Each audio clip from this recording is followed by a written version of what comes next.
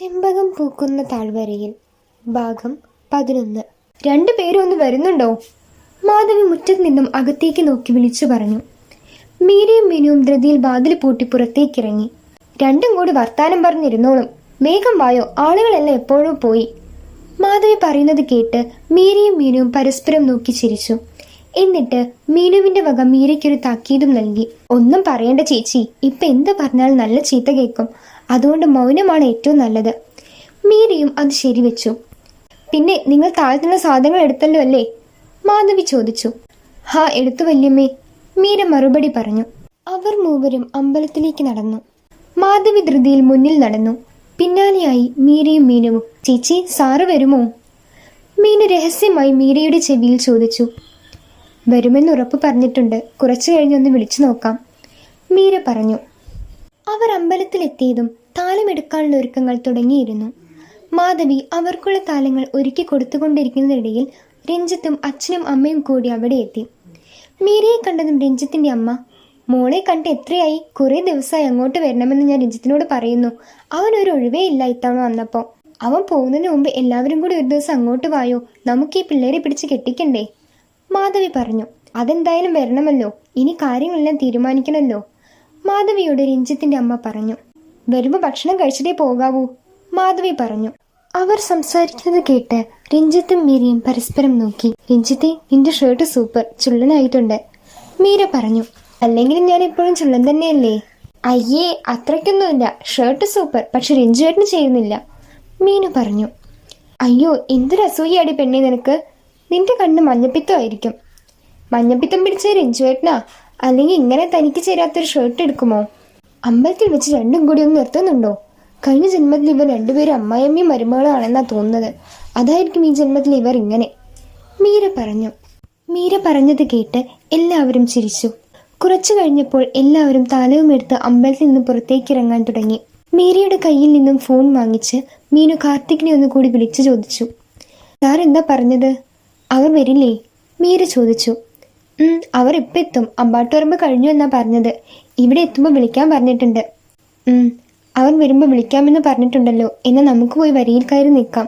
മീരയും മീനുവും താലവുമായി വരിയിൽ പോയി നിന്നു.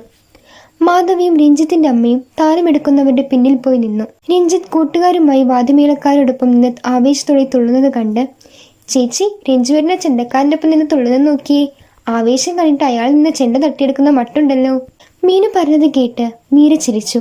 മീരയും മീനുവും കാർത്തികിനെയും പ്രതീക്ഷിച്ചു നിന്നു. അല്പസമയത്തിനുള്ളിൽ കാർത്തിക്കും സതീഷും കൂടി അവിടെ എത്തി. അവരെ കണ്ടതും മീനു കൈ കാണിച്ചു. കാർത്തിക്കും സതീഷും ആദ്യം അമ്പലത്തിൽ പോയി തൊഴുതിറങ്ങി മീരയുടെ അടുത്തേക്ക് വന്നു. ഹലോ സർ എന്ന് പറഞ്ഞ് മീനു രണ്ടുപേർക്കും കൈ കൊടുത്തു.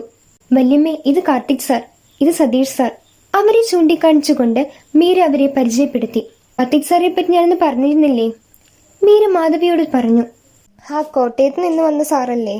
അത് തന്നെ, കാർത്തിക് മറുപടി പറഞ്ഞു. ഇവരാണോ മീരയുടെ വല്യമ്മ? ഇത് വല്യമ്മ, ഇതൊരു അമ്മായിയാണ്. മീര മാധവിയെയും രഞ്ജിത്തിന്റെ അമ്മയെയും കാർത്തിക്കിന് പരിചയപ്പെടുത്തി കൊടുത്തു. മോൻക്ക് ഈ നാട്ടിൽ ആരെങ്കിലും ബന്ധുക്കളുണ്ടോ? രഞ്ജിത്തിന്റെ അമ്മ ചോദിച്ചു. ഇല്ലമ്മേ, ഈ നാട്ടിൽ എനിക്ക് അങ്ങനെ ബന്ധുക്കളായിട്ട് ആരുമില്ല. മീരയുടെ സ്കൂളിലേക്ക് ട്രാൻസ്ഫറായി വന്നതാണോ? രഞ്ജിത്തിന്റെ അമ്മ ചോദിച്ചു. അല്ലമ്മേ, ഞാൻ PKS കോളേജിലാണ്. ഞാൻ മീരയെ പരിചയപ്പെടുന്നത് ലൈബ്രറിയിൽ വെച്ചായിരുന്നു. അവർ സംസാരിക്കുന്നതിനിടയിലാണ് കാർത്തിക് മീരയെ ശ്രദ്ധിച്ചത്. കുളിച്ചു പിന്നിട്ട മീരയുടെ ഈറനണിഞ്ഞ മുടിയിഴകളിൽ ചെമ്പകപ്പൂക്കളുടെ ഹാരം ഒരു കാഞ്ചനവള്ളി പോലെ ചുറ്റിപ്പിടിഞ്ഞു കിടക്കുന്നു. കാച്ചിയ എണ്ണയുടെയും ചെമ്പകത്തിന്റെയും സുഗന്ധം തമ്മിൽ കലർന്ന് ഒരു പ്രത്യേക പരിമളം തന്നെ സൃഷ്ടിച്ചിരിക്കുന്നു. ചെമ്പകത്തിന്റെ മണമുള്ളവൾ എന്ന് താൻ മീരയെ വിശേഷിപ്പിച്ചത് എത്രമാത്രം അനുയോജ്യമാണെന്ന് കാർത്തിക് ചിന്തിച്ചു. അത്ര അടുത്തായിട്ട് പോലും ഞാൻ ഇതുവരെ ഈ അമ്പലത്തിൽ ഉത്സവത്തിന് വന്നിട്ടില്ല, സതീഷ് പറഞ്ഞു. ആഹാ, ഇത് തുടക്കമാവട്ടെ, ഇനി എല്ലാ ഉത്സവത്തിനും സാറിന് ഇവിടെ വരാൻ സാധിക്കട്ടെ, മീര പറഞ്ഞു. ഈ സാറിൻ്റെ വീട് എവിടെയാണ്? സതീഷിനോട് മാധവി ചോദിച്ചു. എൻ്റെ വീട് അപ്പക്കാടാണ്, ഞാൻ ഈ നാട്ടുകാരൻ തന്നെയാണ്. ഇവിടെ വന്നിട്ട് ഈ നാടൊക്കെ ഇഷ്ടമായോ? കാർത്തിക്കിനോട് മാധവി ചോദിച്ചു. പിന്നെ ഈ നാടും നാട്ടുകാരെയും എല്ലാം ഇഷ്ടമായി, വളരെ സ്നേഹമുള്ള ആളുകൾ, കാർത്തിക് മറുപടി പറഞ്ഞു.